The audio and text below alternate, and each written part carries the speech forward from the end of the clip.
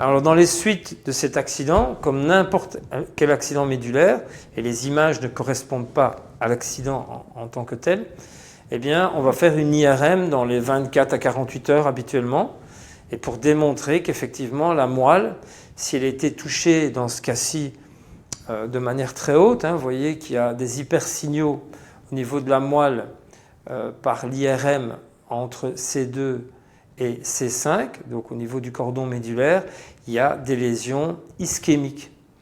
Alors, ça peut vous expliquer pourquoi on fait des séances de consolidation. Parce que quand il y a ischémie, il y a souffrance tissulaire.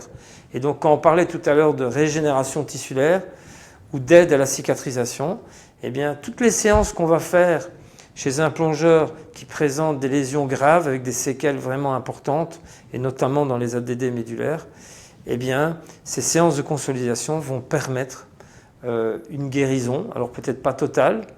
En fait, l'objectif pour nous, c'est toujours de remettre sur pied le patient.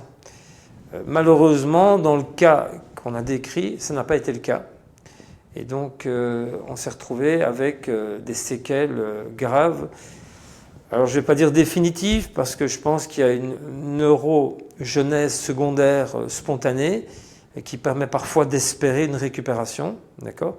Mais à notre niveau, question hyperbare, la neurogenèse secondaire, on la travaille avec des séances supplémentaires qui se passent à des profondeurs de 12 à 15 mètres. D'accord ? Donc on est entre 2,2 et 2,5 à terre. Voilà.